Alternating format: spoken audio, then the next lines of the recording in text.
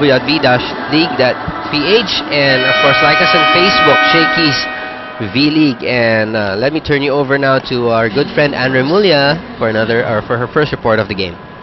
Thanks, Doc. Walang imposible. That's what the Philippine Navy team said after ending their losing streak and snatching a win against FEU in one of their games previously. And according to Coach Nene, this win actually boosted the team's morale and inspired them to do better in their succeeding games. Awang sabi niya, win or lose, what matters the most is that they played their best. Meanwhile, for the Cagayan Valley Rising Suns, Coach Sherwin shared how they reminded the girls not to be too complacent. Ang sabi nga niya, kahit lamang sila dito sa Philippine Navy, alam nilang magbibigay ng magandang laban ito today. Now, bukod dyan, sinabi rin niya na, yun nga, hindi pwedeng maging complacent. And as you know, if you look at the statistics ngayon, Cagayan Valley is actually ranked the number 2 team in terms of best servers. But despite that, one of the reminders that the coaching staff gave to the team is to ensure that they focus, especially sa kanilang mga serves, and minimize their service errors. That's it for now. Back to you, Coach Ronnie and Ian. All right, thank you, Anne. And again, that win of the Philippine Navy, yung unang panalo, sometimes yun yung pinakamahirap makuha. Pero pag nandyan na, gaganahan ka nga naman. And of course, you look for more wins, and they really have a chance, Coach Ronnie. Ang Ateneo, 2 wins lang sila. Correct. Pwedeng-pwede nilang habulin yung 4th spot. Tama yung sinabi mo, pinakamahirap kunin is yung unang panalo. And that win happened last August 26, a 5-setter of a win versus the Lady Tamaraos. At yung sinabi naman ni Anne, maayos yun. Best effort lang naman ang hinahanap ng mga coaches. And sometimes it will boil down to effort. Yes. And on the other end, complacency will regularly hurt an overconfident squad. Anytime you think that you have that game won, dun ka masasaktan. That's true, that's true. And when the other team starts getting close and build their confidence, napakahirap kalaban.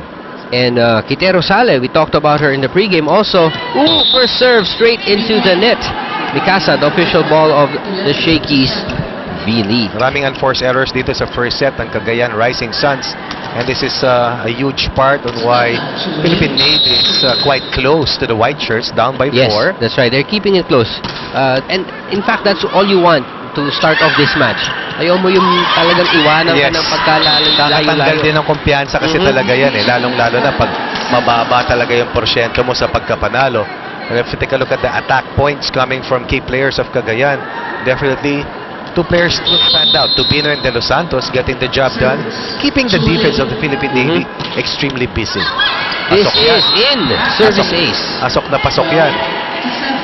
Well, Anne mentioned about the reminder from the coaching staff to the girls of the Cagayan Valley Rising Suns. Parang hindi sila number 2 sa serve. Sa reminder, galingan nyo pa ang serve. Simple lang yan mensahe. Ipasok nyo. Keep the ball in play para depensahan yung unang palo pa lang.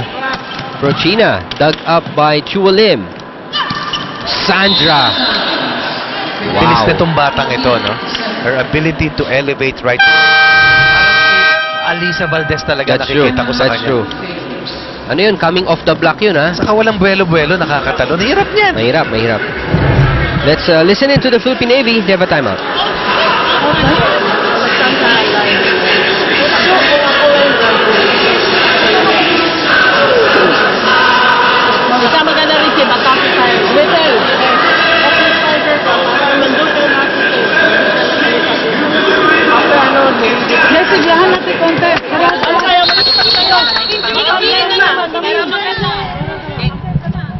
FEU Makati, the newest campus of FEU, is now accepting enrollees in the following degree programs: Accountancy, Accounting Technology, Information Technology, and Business Administration. For more info, call 836-2002 or visit www.feu.edu.ph.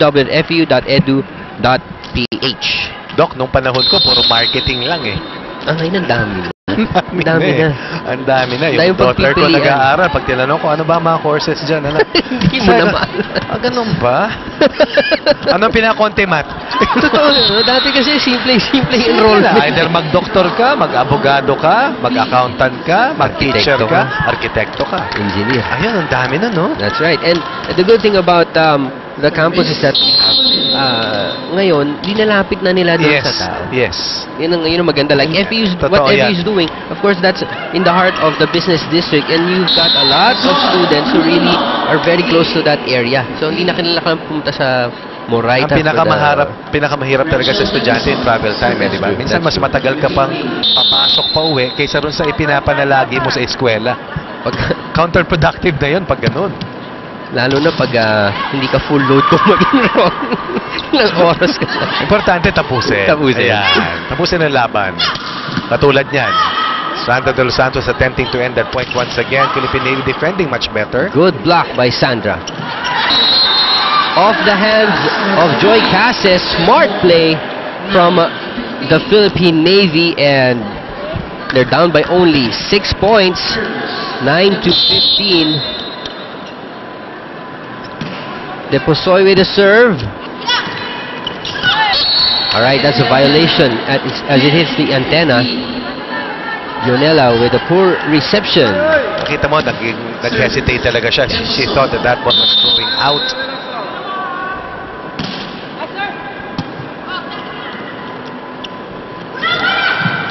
Good save there by Deposoy. This is outside. Muntik na naman, ano? Muntik na It sila. was an open space. Lucky for Cagayan, 6-point advantage heading into this technical timeout. That's right. We'll be right back. 16-10. Lamang po ang Cagayan Valley Rising Sun.